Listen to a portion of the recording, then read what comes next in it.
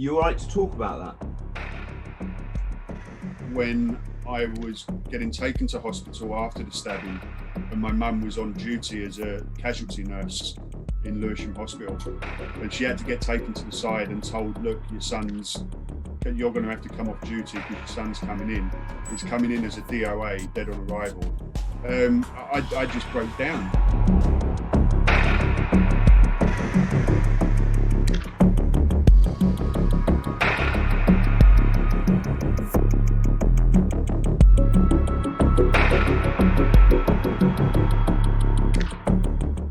I know that you in particular, you went through quite a serious incident. I know because I was just listening to a bit of it. Are you all right to talk about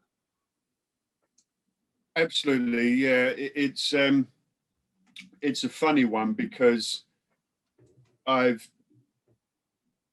spoke about it quite a bit in the past, but only, after a couple of beers and if anyone's asked about it. But it was never really addressed at the time. And I never sort of spoke to anyone or had any help with it afterwards. And it's only in recent times where I'm starting to feel the effects, and there's no timings for these things. There's no say on if it's going to happen, when it's going to happen. And yeah, it's only in recent years that it's kind of started to catch up with me. And it was only a few months back where I was, talking to the wife about it, because I was preparing actually for that show with Jamie on the No Excuses podcast. I was just talking through things and making sure that it's clear in my head, and just broke down.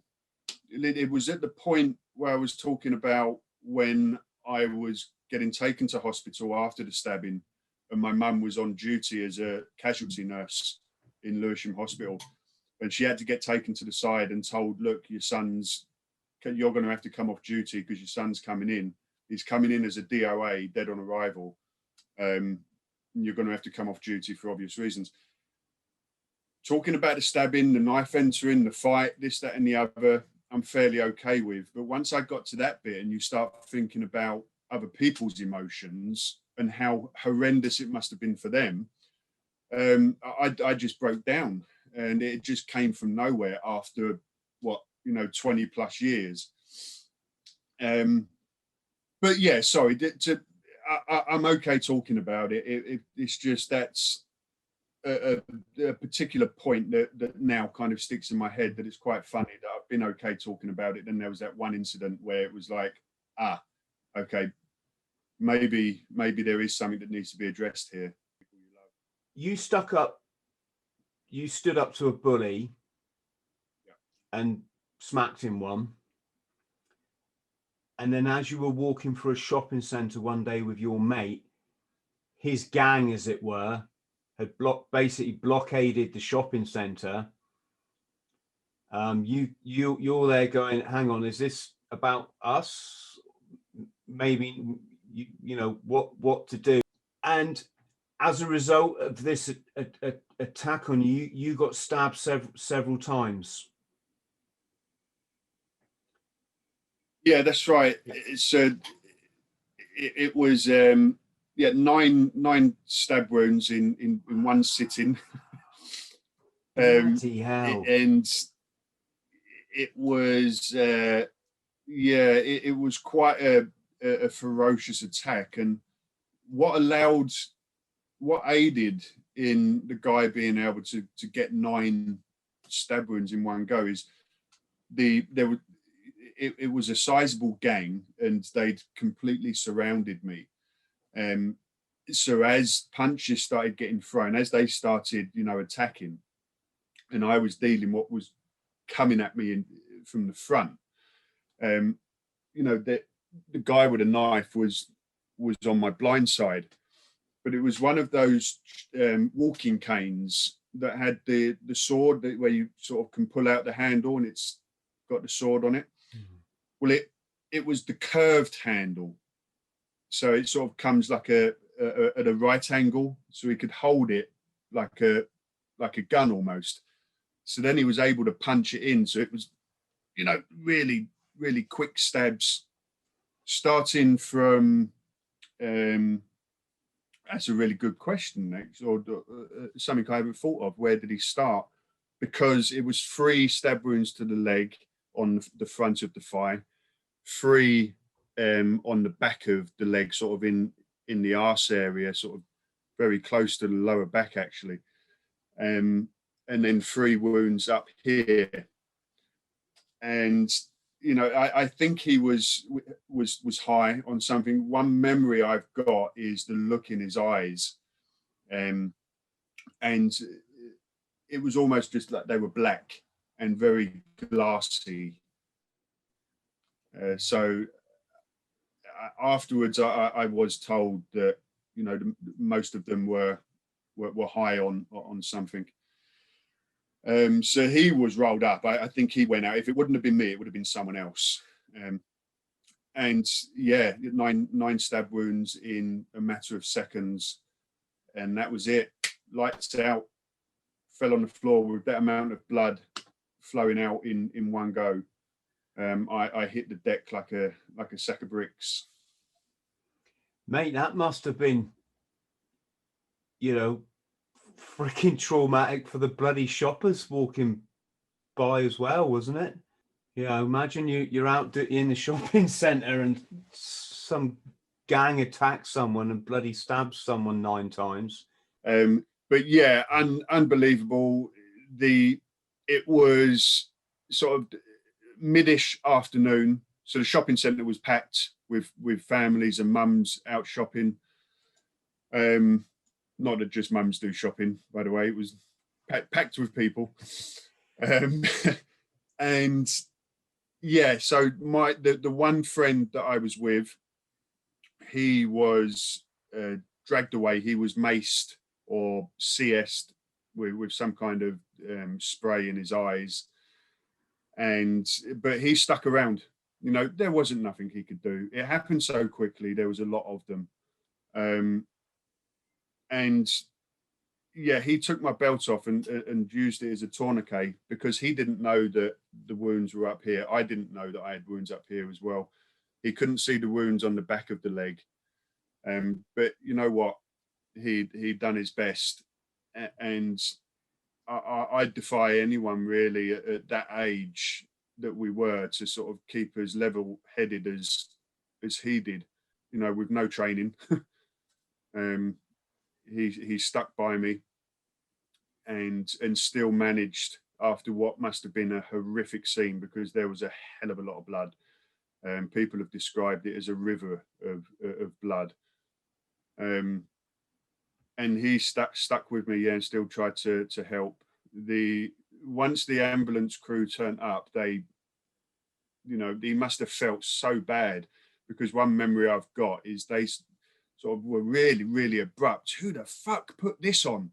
Because as soon as they saw the wounds above, you know, the general rule of thumb with, or the big rule with a tourniquet is it always goes above where the wound was, or where the wound is. But he didn't see the other wounds, so they quickly took that off, and also very quickly saw that if we don't move this lad quickly, then, you know, we're going to lose him.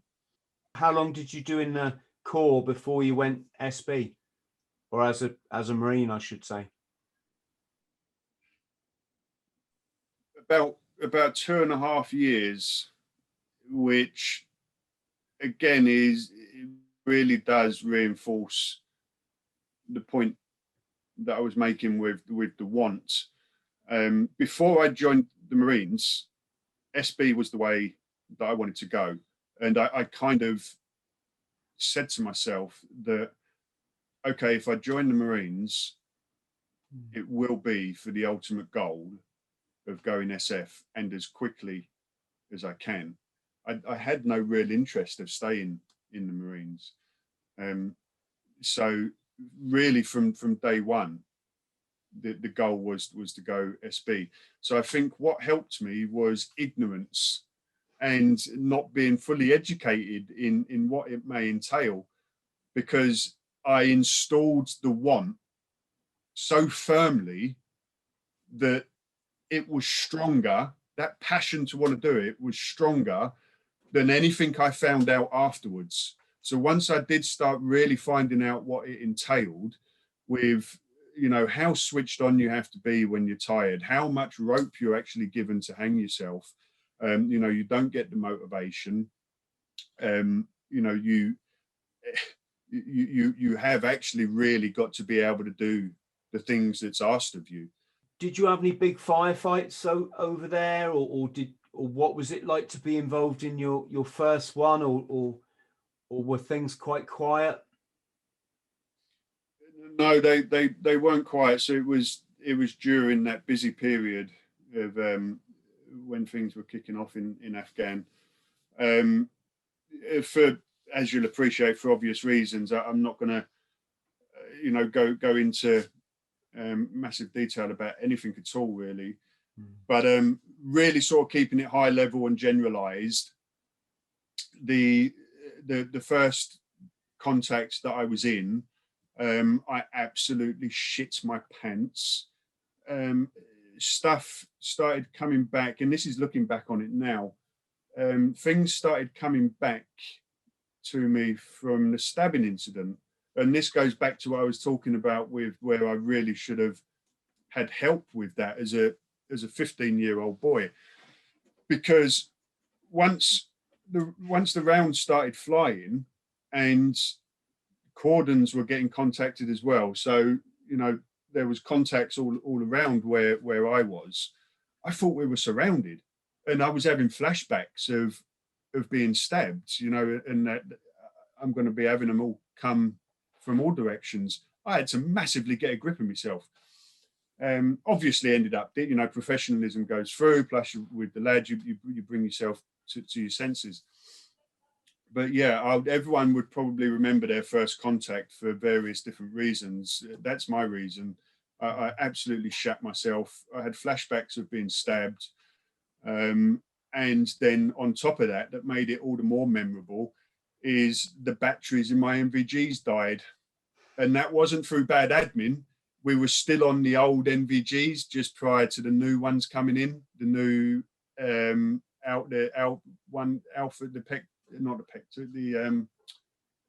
Gen 2 Alphas. I can't remember the name. I'm terrible with names. That's my brain going mushy. But anyway, the new style of NVGs, the upgraded NVGs, hadn't yet come in. So we were still on the old NVGs. They were great for, you know, they served their purpose, but they were getting on a bit. And some of them were, you know, a bit temperamental. So you can imagine, just as we're stacking up, so I'll paint the picture at a compound, stacking up, there's heavy fire coming from the alleyway that we were stacking up, about to go round into the alleyway.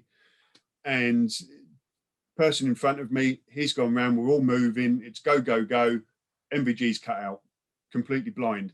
The only thing that was illuminating what was in front of me was the sparks of the bullets coming off of the side of the walls in the corridor, in the alleyway. And that sort of illuminated it enough. And sure enough, with a couple of bangs and twiddling things, they came back on again. But horrendous. My first contact. You should have put your head torch on. Get me mag light out. Whoa, hold on a minute, I can't see anything.